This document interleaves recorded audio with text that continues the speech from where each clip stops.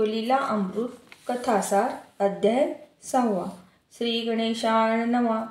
चित्रवर्मा राजा व सीमंतिनीची कथा. हे कामदेवा, तुझे गुणगान करण्यासाठी माझे शब्द अपुरे पडतात.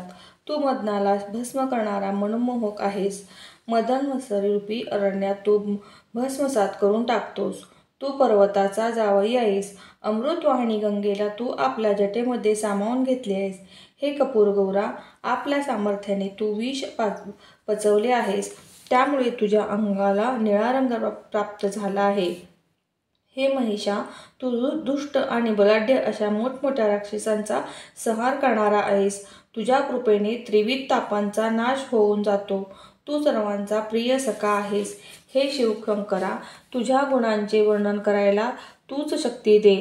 देवा, तू भक्तांच्या मनातील इच्छा जाणतोस आणि पूर्ण करतोस. हे एकाग्रतेने तुझे स्मरण करतात त्यांची इच्छा तू पूर्ण करतोस.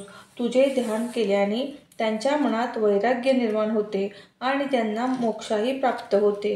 जे सोमवार, शिवरात्र आणि प्रदोष हे 3 व्रते मनोभावे व श्रद्धायुक्त अंतःकरणाने करतात, मग ते स्त्री असो अथवा पुरुष, त्यांना मुक्ती मिळते.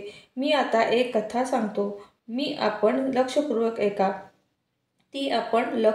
ऐका. असे शौनक ऋषी व जमलेल्या सर्व लोकांना सुतांनी सांगितले. प्राचीन काळी आर्यावर्तात चित्रवर्मा नावाचा राजा राज्य करत होता. तो नलराजा आणि सत्यवती हरिश्चंद्राप्रमाणे अतिशय पुण्यवान तसेच गोब्राह्मण प्रतिपालकही होता. प्रजेवर त्यांचे खूप प्रेम होते. प्रजेच्या मनात आपल्या राजाबद्दल आदराची भावना होती. शत्रूला मात्र चित्रवर्माने नेहमीच फार भीती वाटत असे. राजा भागीरथाप्रमाणे तो अतिशय प्रयत्नशील होता. हनुमाप्रमाणे बलवान होता. भार्गवाप्रमाणे तो समरांगणात लढत असे, तर कर्णाप्रमाणे दानशूर म्हणून त्याला लौकिक होता.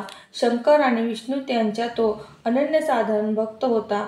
तो जसा शूर पराक्रमी होता तसेच त्याचे पुत्र होते, परंतु त्याला कन्या नव्हती.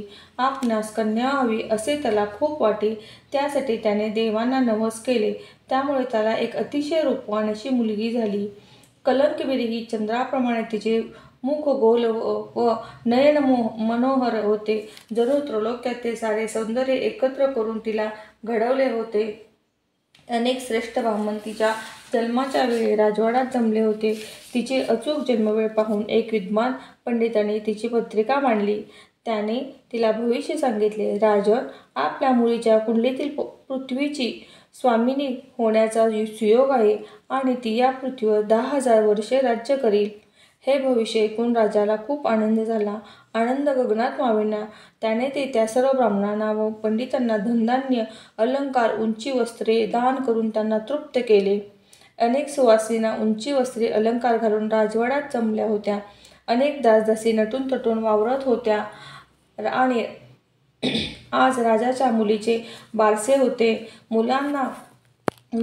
मुलांच्या माळांनी सारा राजवाडा सजला होता. मोठ्या थाटामाटात बारसे झाले. सौंदर्याची सीमा व कन्येपाशी झाली. हिच्यापेक्षा रूपवान स्त्री या पृथ्वीतलावर नाही, म्हणून राजाने तिचे नाव सीमंतिनी असे नामकरण केले. सर्वत्र आनंद होता. चैतन्याचे, उत्साहाचे वातावरण होते. पण राजाला एक पंडित म्हणाला, महाराज, सीमंतीचे सांगितलेले भविष्य खरे आहे, पण वयाच्या 14व्या वर्षी जो वैधव्य योग्य संभवतो तो आपण प्रयत्नपूर्वक टाळला पाहिजे. पंडिताचे हे भविष्य ऐकून राजाला खूप दुःखी कष्टी झाला. आपणावर आकाशच कोसळले की काय असे त्यांना वाटले. काय करावे ते त्यांना समजेना. राजा धीर करून पंडिताला म्हणाला, पंडित महाराज, यावर आपणास कोणता उपाय सुचतो ते मला कृपा करून सांगा. पंडिताने राजाला धीर दिला व म्हणाला, महाराज, आपण थोडीसुद्धा चिंता करू नका. भगवान शंकराची भक्ती केली की त्यांच्या कृपेने निश्चितच सौभाग्यवर्धक होईल. राजाने ब्राह्मणाला नमस्कार केला. सर्व आमंत्रित पाहुणे मंडळी, ब्राह्मण, पंडित आपापल्या घरी निघून गेले. आता सीमंतिनी हळूहळू मोठी होत होती. तिचे सौंदर्य अधिक खुलत होते. तिचे 14 विद्या व 64 कला अतिशय उत्तम रीतीने आत्मसात केल्या होत्या. आता ती उपवनही झाली होती. पण राजाचे मन मात्र चिंतेने ग्रासले होते. काय करावे? आपल्या मुलीला वैधव्ययोग असा दूर करता येईल व सौभाग्यवर्धक असे वाढवता येईल असा एक विचार पुन्हा पुन्हा त्यांच्या मनात येत होता. इकडे तर सीमंतीने सौंदर्य चंद्रकलेप्रमाणे वाढतच होते. कोकिळेप्रमाणे ती अतिशय सुंदर गायन करत होती.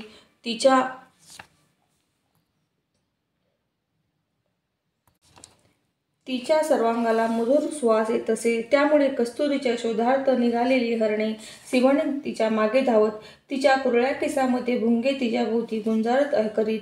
कमळ हरणे आणि मासिक तिचे तेजस्वी डोळे पाहून लज्जित होत असत. तिच्या लांब सडक केसांनी काळेभोर वेणी भुजंगाप्रमाणे दिसत असे. बिंब फळाप्रमाणे तिचे लाल चुटुक ओठ होते. त्यामध्ये कुंदकळ्याप्रमाणे दंतपंक्ती होत्या. तिला अतिशय सुडोल बांधा लाभला होता. सर्वत्र प्रभा पडणारी तिची तेजस्वी कांती होती. अशी ही सीमंतिनी राजाला जीवती की प्राण होती. तिच्याबरोबर नेहमी अनेक दासदासी व मैत्रिणी असत. त्यांच्या गप्पा गोष्टी होत असत. तेव्हा तिला कळले की आपल्याला 14व्या वर्षी वैधव्य प्राप्त होणार आहे. त्यामुळे ती अतिशय खिन्न झाली होती व खूप घाबरलेली होती. यावर आपण काय करावे, यातून कसा मार्ग काढता येईल याचा विचार ती करू लागली. तिने याज्ञवल्क्यांची पत्नी मैत्रिणी यांना भेटायस उतरले. एके दिवशी सीमंतिनी मैत्रिणीला भेटली व म्हणाली, मला 14व्या वर्षी वैधव्य प्राप्त होईल असे पंडितांनी भविष्य वर्तविले आहेत. तेव्हा हे मातोश्री, कृपा करून मला या संकटातून वाचवा. माझ्या सौभाग्याचे रक्षण करण्यासाठी मी कोणते व्रत करू? कृपया मला सांगा. मी कोणत्या देवाची पूजा करू? कोणत्या सद्गुरूंच्या शरण गेले असता मला ते मार्गदर्शन करतील? मी तुम्हाला शरण आले आहे. माझ्या सौभाग्याचे संवर्धन करणे हे आता तुमच्याच हाती आहे. कृपया मला मार्ग दाखवा. मैत्रिणीने मोठ्या प्रेमाने तिच्या पाठीवरून हात फिरवला व तिला धीर देऊन ती म्हणाली, मुली, तू घाबरू नकोस. मी काय सांगते ते शांतप्रमाणे ऐक. त्यामध्ये तुझे हित आहे. मी तुला पंचाक्षरी मंत्र देते. त्याचे तू सदैव स्मरण कर आणि सोमवारचे व्रत करण्यास सुरुवात कर. भगवान शंकराची रात्री गंध, अक्षता, फुले, पंचामृत, नैवेद्य वगैरे अर्पण करून षोडोपचाराने पूजा करावी. हे व्रत करीत असताना तुझ्यावर अनेक मोठी संकटे आली तरी तू धैर्य सोडू नकोस. व्रत चालूच ठेव. ब्राह्मणाला भोजन घाल. तसे सवासणींना ब्राह्मणांनी मेहून सांग. त्यांची मनोभावाने पूजा कर. तुझ्याकडून दुःखाचे मोठे पर्वत जरी कोसळले तरी व्रतामध्ये अखंड पडून देऊ नकोस. कसलाही कंटाळा न करता सातत्याने व्रत कर. अशा प्रकारे मैत्रिणींनी सीमंतीला सोमवारचे व्रत सांगितले. त्यावर पूर्ण श्रद्धा ठेवून सीमंतीने व्रतास आरंभ केला. इकडे चित्रवर्मा राजाने नल राजाचा नातू आणि इंद्रसेनाचा मुलगा चित्रांगद व सीमंतिनीसाठी योग्य वर निवडला. तो नल राजाप्रमाणे अतिशय शूर पराक्रमी म्हणून सर्वत्र त्याची कीर्ती पसरली होती. पृथ्वीवरील सर्वात सुंदर असा तरुणातील म्हणजेच चित्रांगदांची सीमंतिनीचा विवाह ठरला होता. सीमंतीने आपले सोमवारचे व्रत अखंडपणे चालू ठेवले होते. भगवान शंकराची ती मनोभावाने पूजा करीत होती. सवाष्ण ब्राह्मणांना मोठ्या अगत्याने बोलावून त्यांच्या आनंदाने जेवू घालत असे. दर सोमवारी रात्रभर व न कंटाळता जागरण करीत असे. तिने आपल्या नगरीत पूजेसाठी रत्नखचित मंदिर बनवून त्यामध्ये एक सुंदर शिवलिंग स्थापन केले होते. पूजाविधीमध्ये कोणत्याही प्रकारची कमतरता तिला आवडत नसे. शिवाला अभिषेक केला की सर्व पापाचा नाश होतो. त्याला गंध, अक्षता, फुलांच्या माळा वाहिले की स्त्रीचे सौभाग्यवर्धक होते. शिवापुढे धूप जाळल्यामुळे अंग सुवासिक बनते. दिवा लावला की वंश वाढतो, आयुष्य लाभते. नैवेद्य दाखविले की लक्ष्मी प्रसन्न होते. विडा ठेवला की 4 पुरुषार्थ मिळाल्यासारखे होते. मनोभावे शुद्ध अंतःकरणाने नमस्कार केला की आरोग्य लाभते. शिवलिंगाच्या प्रदक्षिणा घातल्या की मनातील भय नाहीसे होते. मनातील भ्रम, अहंकार नाहीसा होतो. शिवनामाचा सदैव जय जयकार करावा, त्यामुळे महासिद्धी मिळते. होम हवन केले की धनसंपदा वाढते आणि कीर्तन ऐकले की प्रत्यक्ष शंकरच त्यांच्यापुढे उभे राहतो. शिवशंकराने ध्यान केले की महाज्ञान प्राप्त होते. शिवाचे गुणगान श्रवण केले असता आधी व्याधी नष्ट होऊन जातात. आरोग्यसंपन्न जीवन लाभते. शिवापुढे नृत्य केले असता जन्ममरणाचा फेरा उरत नाही. शिवशंकराला अलंकार वाहिले असता सर्वत्र जय होतो. ब्राह्मणांना भोजन दिले असता हवे ते प्राप्त होते. सीमंतिनी अशा प्रकारचे व्रत अगदी मनोभावाने करत होती आणि सदैव शिवपूजनात दंग होती. तिन्ही त्रिकाळ तिच्या मनात केवळ शिवाचाच विचार असे. राजा चित्रवर्माने विवाहासाठी मोठा मंडप उभारला होता. तो अनेकविध फुलांच्या माळांनी सुशोभित केला होता. हंड्या झुंबरे लावल्यामुळे त्यांनी शोभा आणखीनच वाढली होती. चित्रवर्मा राजाने राजपुत्र चित्रांगणाला मोठ्या सन्मानाने आपल्याकडे आमंत्रित केले. त्याचा मोठा सत्कार केला. सुयोग्य मुहूर्त पाहून आपली कन्या सीमंतिनी या चित्रांगण यांचा विवाह संपन्न केला. विवाह सोहळा पाहून सर्वांना समाधान झाले. सतत 4 दिवस हा विवाह सोहळा सुरू होता. राजाने आपल्या जावयाला वरदक्षिणा म्हणून सहस्त्र अब्ज सोन्यांच्या मोहरा दिल्या. उंची वस्त्रे, मौल्यवान अलंकार, तेजस्वी रत्ने दिली. तसेच अश्वशाळा, गजशाळा, चित्रशाळा आणि नृत्यशाळा याही जावयाला आनंद म्हणून दिल्या. नगरातील सर्वच लोकांना स्वादिष्टसे जेवण मिळाले. त्यामुळे ते तृप्त झाले. उदार हाताने ब्राह्मणालाही खूप धन दिले. त्यामुळे त्यांचे दारिद्र्य संपून गेले. संपूर्ण नगरी 4ही दिवस आनंदाचे, उत्साहाचे व जल्लोषाचे वातावरण होते. रूपवान वधू सीमंतिना पाहून वरावरील मंडळी तर खूपच खुश होते. तिचे सौंदर्य पाहून सर्वजण मंत्रमुग्ध होऊन गेले. विवाह सोहळा अतिशय सुंदरतेने व आनंदाने व्यवस्थितपणे पार पडल्यावर नेषद नगरीच्या वराडी मंडळींना घेऊन राजा इंद्रसेन आपल्या देशात निघून गेला. राजा चित्रवर्माने जावयाला व मुलीला दसरा दिवाळीसाठी आग्रहाने ठेवून घेतले. चित्रांगण सीमंतिनी मोठ्या आनंदात होते. ते दोघेही एकमेकास अनुरूप असल्यामुळे त्यांचा जोडा अगदी शोभून दिसत होता. राजा चित्रवर्मा यांनी सर्व हौस-मौस पुरी करत असे. चित्रांगणाने शिकारीला जाण्यास मनोदय राजाकडे व्यक्त केला. राजाने त्यांच्याबरोबर आपल्या खास दासदासी व मोठी सेना दिली. राजा चित्रांगण सर्व लव्याजम्यासह शिकारीसाठी रानात गेला. मनासारखी शिकार झाली म्हणून तो खुश होता. पण शिकारीच्या धावपळीने त्याला फार श्रम झाले होते. खूप घाम आल्यामुळे सर्व अंग भिजत होते. जलविहार करावा असे त्याच्या मनात आले. म्हणून त्याने एक सुंदर नौका मागविली आणि आपल्या विश्वासू शरीररक्षकाला घेऊन जलविहारास निघाला. यमुना नदीत मुक्तपणे तो नौकानयन करीत होता. सुखद गारवा व प्रसन्न वातावरण, त्यामुळे तो अतिशय आनंदी झाला. यमुनेच्या काठावर बसलेले त्याचे सेवक सैन्य गप्पा मारित होते.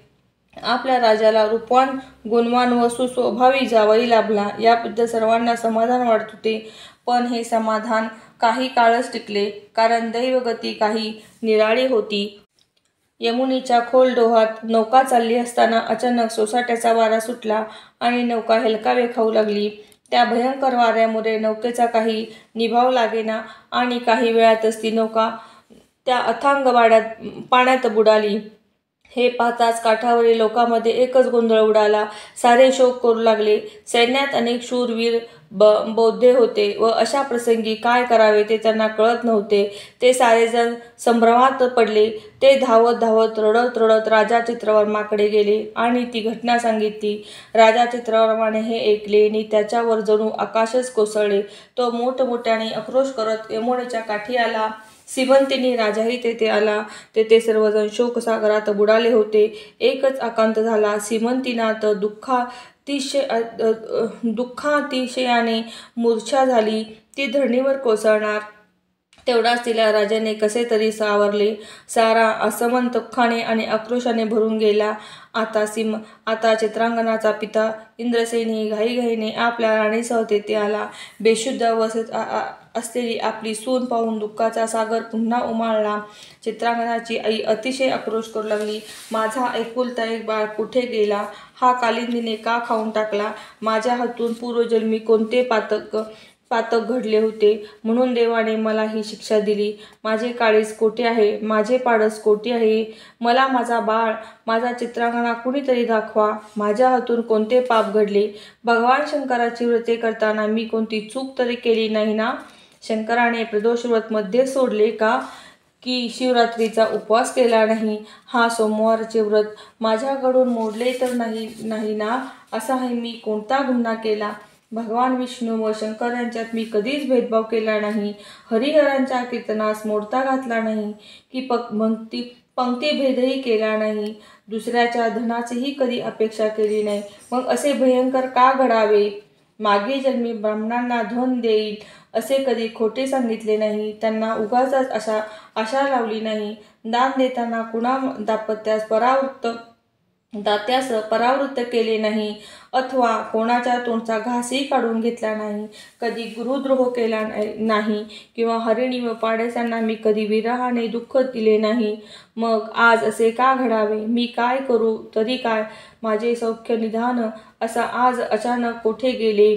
पुत्रवियोगाने शोकाकुळ झालेल्या राजा राणीला प्रधानांनी मंत्र्यांनी कसे बसे सावरले. ते सर्वजण राजवाड्यात आले. काही काळ राजा इंद्रसेन त्यांची पत्नी लावण्यवती तेथे राहिले. थोडा शोकावेग कमी झाल्यावर ते आपल्या नगरीत परत गेले. पण नैषद देशाचे राज्य शत्रूंनी घेतले होते. आपण शत्रूच्या हाती पडू नये म्हणून ते दोघे पळून जाऊ लागले. पण शत्रूने त्यांना पकडले व तुरुंगात टाकले. इकडे सीमंतीला मैत्रेयी मातेने केलेला उपदेश आठवला. कितीही संकटे आली तरी तू सोमवारचे व्रत सोडू नकोस. हे मैत्रिणीचे शब्द पुन्हा पुन्हा तिच्या मनात येत होते. मोठ्या धीराने तिने आपला शोक वावरत मैत्रिणींना पूर्ण श्रद्धा ठेवून तिने आपले सोमवारचे व्रत तसेच पुढे चालू ठेवले. दर 8 दिवसांनी 1100 सवाष्ण ब्राह्मणांनी ती मनोभावेने पूजा करत असे. तिने सर्व सुखांचा त्याग केला. रात्रंदिवस ती शिवाचे स्मरण करीत असे. अतिशय व्यवस्थितपणे ती आपले व्रत करू लागली. अशी 3 वर्षे झाली. 3 वर्षापूर्वी जेव्हा चित्रांगदाची होडी यमुनेत बुडाली तेव्हा तो पाण्यात पडला व तिथल्या नागकन्यांनी त्यांना पाताळ नगरीत नेले. तेथील अलौकिक सौंदर्य पाहून चित्रांगद राजा फारच आश्चर्यचकित झाला. तेथे शंखिनी, चित्रिणी, हस्तिनी, पद्मिनी अशा सर्व प्रकारच्या सौंदर्यवती होत्या. त्यांना दिव्य सुगंध होता. तेथील रस्ते विस्तीर्ण होते व लांबचे लांब होते. रस्त्यावर नवरत्नांचे सडे पडले होते. स्वर्ग सुखापेक्षा नागलोकातील सुख श्रेष्ठ होते. हे पाहून चित्रांगदाचे डोळे दिपून गेले. लक्षक नावाचा नाग पाताळ नगरीचा राजा होता. आता नागकन्यांनी चित्रांगदाला तक्षकासमोर आणून उभे केले. चित्रांगद राजाने अतिशय विनयाने तक्षकाला प्रणाम केला व त्यांच्या राजवैभवाची व त्याची स्तुती केली. तक्षक राजाला त्याच्याबद्दल आत्मीयता वाटली. त्याने त्याची विचारपूस केली. तेव्हा चित्रांगदाने आपली सर्व हकीकत सांगितली. तुम्ही कोणत्या देवाची भक्ती करता असे तक्षकाने विचारले. तेव्हा चित्रांगदाने आपली भगवान शंकराची भक्ती करतो. शिवकृपेचा महिमा मोठा आहे असे चित्रांगदाने सांगितले. भगवान शंकराची प्रवृत्ती व पुरुष त्यांची निर्मिती केली आहे. अनेक ब्रह्मांड हे त्यांनी निर्माण केले. निर्मिती करणे किंवा त्यांचा नाश करणे हे त्यांच्या इच्छेवर अवलंबून आहे. प्रकृती पुरुषामध्ये पंचमहाभूते आपल्या शक्तीसह सामील झालेली असतात. प्रकृती पुरुष एकरूप होऊन आदिपुरुषात सामावतात आणि आदिपुरुष म्हणजे सदाशिव. आम्ही त्यांची मनापासून भक्ती करतो. सदाशिवाच्या मायेपासून त्रिमूर्ती त्रिगुण उत्पन्न झाले. सात्विक गुणकापासून विष्णूची, राजसपासून विरंचीचा व तामसापासून रुद्राची निर्माण झाली. तो पुराण पुरुष सांब सदाशिव म्हणजेच आमचा महादेव आहे. तो आकाश पातळ, दशदिशा, त्रिभुवन असे पंचतत्वे, नद्या, पृथ्वी, भस्म, अष्टधातू यामध्ये सामावलेल्या असूनही शिल्लक उरला आहे. अशा या भगवान शंकराची आम्ही मनोभावाने पूजा करतो. त्यांच्या कृपेने झाडे, वेली, फळे, फुले हे सारे निर्माण झाले. कैलासपती भगवान शंकर पृथ्वी तसेच हे सर्व विश्व व्यापून राहिले आहेत. आम्ही अनन्यभावे त्यास शरण जातो. ज्याला सूर्यासारखे तेजस्वी डोळे, चंद्रासारखे शीतल मन आहे. विष्णू म्हणजेच त्यांचे अंतःकरण आहे. बुद्धिद्रुहीन आहे तर अहंकार रुद्र आहे. असा तो विराट पुरुष म्हणजे सांब सदाशिव होय. जे अनेक देव आहेत, जे सर्व शिवाचेच अवयव आहेत. 11 रुद्र आणि मित्र त्यांच्यासमोर हात जोडून उभे असतात. अशा या शंकराचे वर्णन मी माझ्या शब्दात करू शकत नाही. पण मी शंकराच्या दासाचा दास आहे. लक्षक राजाने चित्रांगदाच्या भगवान शंकराबद्दल भावभावना जाणल्या. शंकराबद्दल त्याच्या मनात अफार शक्ती आहे हे पाहून त्याला फार आनंद झाला. त्याच्याविषयी तक्षक राजाला आदर वाटू लागला. त्याने स्वतः सर्व नागलोक चित्रांगदाला फिरवून दाखविला व म्हणाला, हे चित्रांगदा, तू इथे माझ्याजवळ राहावेस असे मला वाटते. इथे अनेक चांगल्या गोष्टी आहेत, ज्या गोष्टी देवांना कष्टानेही मिळणार नाहीत, अशा गोष्टी तुला इथे मिळतील. यावर चित्रांगद नम्रतेने म्हणाला, महाराज, मी माझ्या आईवडिलांचा एकुलता एक पुत्र आहे. माझी रूपवान पत्नी सीमंतिनी केवळ 14 वर्षाची आहे. माझ्या विरहाने दुःख तिला सहन झाले नसेल. कदाचित तिने प्राणत्यागही केला असेल. आईवडिलांनी सेवा हे सर्वात मोठे धर्माचरण आहे. माझ्या घरी जाऊन त्यांची सेवा कधी करील असे मला झाले आहे. ते माझ्या वाचून पाण्यातून बाहेर काढलेल्या माशाप्रमाणे तळमळत असतील. मी त्यांचा जीव की प्राण आहे. ते डोळ्यात प्राण आणून माझी वाट पाहत असतील. तरी महाराज, कृपा करून मला पुन्हा पृथ्वीवर नेऊन सोडा. असे म्हणत चित्रांगदाने अश्रू गाळत तक्षक राजाचे पाय धरले. चित्रांगदाचे आपल्या आईवडिलांबद्दलचे कर्तव्य, पत्नीविषयीची निस्सीम प्रेम पाहून तक्षक राजा प्रसन्न झाला. त्याने मोठ्या प्रेमाने उठवले. त्याच्यावर प्रसन्न होऊन तक्षक राजाने त्याला अनेक वस्तू देणगी म्हणून दिल्या. त्याशिवाय 12 सहस्त्र नागांचे बळ त्याला दान केले. पृथ्वीवर न मिळणारी रत्ने आणि चिंतामणीची प्रेम भेट दिला आणि म्हणाला, तू कधी संकटात सापडलास आणि माझी गरज भासली तर तू माझे केवळ स्मरण कर. मी तुझ्याजवळ येईल व तुला पूर्ण सहाय्य करीन. भेट मिळालेल्या सर्व वस्तू त्याने एकत्र बांधल्या. एका नागाच्या फणीवर बसून पाण्यामधून तक्षक राजाने त्याला यमुनेच्या तीरावर आणून सोडले. त्याच वेळी सीमंतिनी स्नान करण्यासाठी आली होती. दोघांची नजरानजर झाली. सीमंतिनी चित्रांगदाकडे टक लावून पाहत होती, पण त्याने आपली ओळख दाखविली नाही. चित्रांगद राजा आता तक्षक राजाची कृपा झाल्याने पूर्वीपेक्षा फारच तेजपुंज दिसत होता. मस्तकावरच्या मोत्यांच्या माळा तेजाने चमकत होत्या. गळ्यातही पाणीदार व मोठ्या टपोऱ्या मोत्यांची माळ घातली होती. पाचूची सुंदर नक्षीकाम केलेला कंबरपट्टा होता. त्याचा प्रकाश जमिनीवर पडला होता. तो पाहून कोवळ्या गवताच्या आशेने हरणे तिकडे तिकडे धावत होती. त्यांच्या अंगाला येणाऱ्या चंदनाचा सुवासामुळे त्याच्या भोवती भुंगे गुंजारत होती. हे दोघे एकमेकाकडे अगदी भान हरपून पाहत होते, पण कोणीच बोलत मात्र नव्हते. चित्रांगदाच्या विरहामुळे सीमंतिनी कृश झाली होती. तसेच ती काळवंडली होती. तिने कोणतेही अलंकार घातले नव्हते, तरी तिचे सौंदर्य स्वर्गलोकीच्या अप्सराप्रमाणे खुलून दिसत होते. आता चित्रांगदा राजा सावकाशपणे तिच्याकडे गेला आणि तिला त्याने विचारले, आपण कोण आहात? मला आपली सर्व हकीकत सांगाल का? सीमंतीने जन्मापासून ही सर्व हकीकत चित्रांगदांना सांगितली. तिच्या जवळच्या मैत्रिणीने सांगितले की 3 वर्षापूर्वी या यमुनेच्या नदीमध्ये नावेतून जलविहार करताना हिच्या पतीचा जलसमाधी मिळाली. हिच्या सासूसासऱ्यांना शत्रूंनी कैदेत ठेवले आहे, त्यामुळे हिची अशी दयनीय अवस्था प्राप्त झाली आहे. हे ऐकत असताना चित्रांगदाही अतिशय दुःखी झाला. सीमंतीलाही याचे विषयी जाणून घ्यायचे होते, पण ती स्वतः कशी विचारणार म्हणून तिने आपल्या मैत्रिणींना तसे विचारण्यास हळूच सांगितले. मैत्रिणीने चित्रांगदाला आपण कोण, कुठून आलात वगैरे विचारले. तेव्हा चित्रांगद त्यांना गंमत करण्यासाठी म्हणाला, तिन्ही लोकात मुक्तपणे संचार करणारे आम्ही सिद्ध पुरुष आहोत. भूत, वर्तमान, भविष्य यामध्ये आम्हाला सर्व ज्ञान आहे. आम्ही तुझे भविष्यही सांगतो.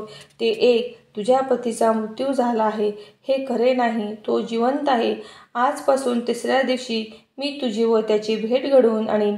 भगवान शंकरावर तुझी अपार श्रद्धा आहे. त्यावर कृपेने सर्व काही चांगले होईल. तुला तुझे सौभाग्य व ऐश्वरीही लाभेल. हे चित्रांगदाने शब्द सीमंतीला अमृतापेक्षाही गोड वाटले. ती त्याच्याकडे हळूच पाहत होती, पण मनात मात्र अनेक विचार निर्माण होत होते. हा आपला पती तर नसेल ना? मग हे कसे शक्य आहे? तो 3 वर्षापूर्वी मृत्यू पावला, पण परत कसा येईल? पण भगवान शंकरांची लीला अगाध आहे. ह्याविषयी माझ्या मनात इतके प्रेम का वाटावे? खरोखरच हे माझे पती असतील तर हे शंकरा, मी तुला 11 लाख वाती लावीन. व 11 लाख बिलपदलेही वाहीन असा तिने नवस केला. सीमंतीने अशा प्रकारे आपल्या विचारात दंग होती. जेव्हा चित्रांगण तिला म्हणाला, हे देवी, आता तू आपल्या घरी जा. ही आनंदाची बातमी मी तुझ्या सासूसासऱ्यांना सांगून येतो. सीमंतीला हाच आपला पती असावा असे सारखे वाटत होते. ती मनोमन आनंदी होती. तिच्या मैत्रिणीही तिला तोच तिचा पती असावा असे पुन्हा पुन्हा विश्वासाने सांगत होत्या. इकडे चित्रांगण क्षणातच नैषधर नगरीजवळ गेला. तेव्हा एका नागाने मनुष्यरूप धारण केले व तो राजधानीत जाऊन राजाला म्हणाला, आपले राज्य परत मिळवायला चित्रांगण स्वतः इकडे येत आहे. त्यांच्याबरोबर सहस्र नागांचे बळ आहे. तेव्हा तुम्ही ताबडतोब इंद्रसेन व लावण्यवतींना मुक्त करा व पुन्हा सिंहासनावर बसवा. अन्यथा त्याच्याकडून युद्ध करून मरायला तयार व्हा. तो अतिशय पराक्रमी व शूर आहे. चित्रांगदांचे नाव ऐकता शत्रू घाबरला, शरण आला. त्याने इंद्रसेनांची कैदेतून सुटका केली व त्यांचे राज्य परत दिले. शिवाय आपल्या झालेल्या चुकीबद्दल क्षमाही मागितली. आता इंद्रसेनला पूर्वीचे सारे वैभव प्राप्त झाले. त्यांना अतिशय आनंद झाला. पुत्राच्या भेटीसाठी तो आतुरतेने निघाला. आईवडिलांना पाहता चित्रांगणाला आनंदाश्रू आवरेना. त्याने त्यांचे पाय धरले. राजाने त्याला उचलून आपल्या हृदयाशी घट्ट धरले. लावण्यवतीने तर आपल्या पुत्राचा कडकडून मिठी मारली. हे दृश्य पाहून श्रीराम कौसल्याच्या भेटीची आठवण झाली. एखाद्या जन्मांधाला दृष्ट यावी किंवा प्राण जाताना तोंडात अमृत पडावे किंवा हरवलेले एखादे मौल्यवान रत्न सापडावे असे चित्रांगणाला पाहून लावण्यवतीला वाटले. चित्रांगदाचा भेटण्यासाठी अनेक राज्ये मौल्यवान उत्तम नजराणे घेऊन येत होते. चित्रांगणाला भेटीसाठी सर्वत्र आनंद पसरला होता. चित्रांगणाच्या स्वागतासाठी सर्व नैषध नगरी सुशोभित करण्यात आली होती. अनेक विधी, वेली, पाने, फुलांच्या माळा, पताका बांधल्या होत्या. राजा इंद्रसेन, राणी लावण्यवती व चित्रांगणे यांनी वाजत गाजत मिरवणूक चालली होती. चित्रवर्मा राजाला ही बातमी सांगण्यासाठी सेवक धावत गेले. आपला जावई चित्रांगण आला आहे. ही शुभ वार्ता ऐकताच त्यांचा आनंद गगनात मावेना. त्यांच्या डोळ्यातून आनंदाचे अश्रू वाहू लागले. काय करू, काय नको असे त्यांना होऊन गेले. ही शुभ वार्ता घेऊन येणाऱ्या सेवकाला राजाने आनंदाने भरपूर धन दिले व नगरात सर्वांना साखर वाटण्यास हुकूम दिला. सनई चौघडा अशी मंगळवाद्ये वाजू लागली. राजाने सर्वांना हवे तेवढे धन दिले. जय जय गौरी शंकर म्हणत राजा आनंद विभोर होऊन नाचत होता. इकडे सीमंतीने आनंदित झाली होती. भगवान शंकराची लीला अगाध आहे हे तिने जाणले होते. तिच्या सख्याने तिला उंची वस्त्रे, उत्तमोत्तम अलंकार घालून सजवले होते. भगवान शंकराचा जय जयकार करीत तिनं गळ्यात पुन्हा मंगळसूत्र बांधले होते. नेत्री काजळ रेखली होती. कपाळावर कुंकाचा सौभाग्य तिलक पुन्हा लावला होता. तिच्या चेहऱ्यावर सौभाग्याचे अपूर्व तेज विलसत होते. अनेक स्त्रिया तिच्याकडे प्रेमाने पाहत होत्या. सीमंतीच्या आईने तर तिला अतिशय प्रेमाने मिठी मारली व ती म्हणाली, मुली, तुझे भाग्य थोर म्हणून तू सुदीन आपण पाहत आहोत. तुझे सौभाग्य आज खरोखर तेजाचे खळखळणारे आहे. तू सदैव सुखात राहा. सोमवार व्रताचा महिमा अपार आहे. सीमंतीने शंकराला नवस बोलल्याप्रमाणे व्रताच्या दिवशी 11 लाख दाम्पत्याचे पूजन केले. तेवढ्या चित्रांगण राजा आपल्या माता पित्यासह तेथे आला. चित्रवर्माने आपल्या जावयाला अतिशय प्रेमाने मिठी मारली. तेव्हा त्याच्या डोळ्यातून आनंदाश्रू वाहत होते. सर्वजण भारावून गेले होते. दशदिशा पुंडलिक झाल्या होत्या. देवांनी स्वर्गातून त्यांच्यावर पुष्पवृष्टी केली. नंतर चित्रवर्मा राजाने चित्रांगणाला वाजत गाजत आपल्या राजधानीत आणले. तेथे पुन्हा एकदा सीमंतीबरोबर विवाह संपन्न झाला. चित्रांगणाने पाताळ नगरीतून आणलेले अनेक अद्भुतरम्य अलंकार आपली पत्नी सीमंतीला घालायला दिले. नंतर त्यामुळे तिच्या सौंदर्यात आणखीनच भर पडली. नंतर आपल्या सासऱ्यांनाही चित्रांगणाने अनेक भेटवस्तू दिल्या. सीमंतीने आपल्या सासूसासऱ्यांना अतिशय आदरपूर्वक नमस्कार केला. तेव्हा तुझे सौभाग्य अखंड राहो असा त्यांनी तिला शुभ आशीर्वाद दिला. आता सर्वजण परत नैषध नगरीत आले व त्यावेळी निरनिराळ्या देशातील महान राजे एकत्र आले. त्यांनी चित्रांगण राजाला सम्राट म्हणून मान्यता दिली. आपले सारे राज्य मुलाला देऊन राजा इंद्रसेन तपश्चर्या निघून गेला. त्याने शंकराची कठोर साधना केली आणि शेवटी त्याला शंकराच्या चरणकमळाजवळ मोक्षपदाची प्राप्ती झाली.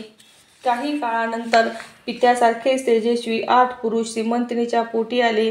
चित्रांगणाने सीमंतिनी पृथ्वीवर अनेक वर्षे सुखाने राज्य केले. त्यांना कीर्ती सुगंध दाही दिशांना पसरला. प्रजेबरोबर ते अतिशय नीतिन्यायाने वागत होते.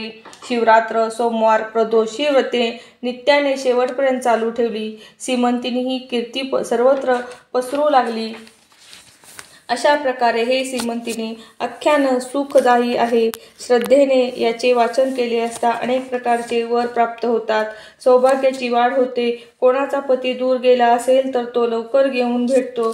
विधवा स्त्रियांना देखील या आख्यानाचे श्रवण केले तर पुढील जन्मी सुंदर पती लाभतो आणि चिरंतन सौभाग्य लाभते. यासाठी एकदा सुरू केलेले सोमवारचे व्रत कधी बंद करू नये. शिव उपासनेचे दृढ श्रद्धा ठेवावी.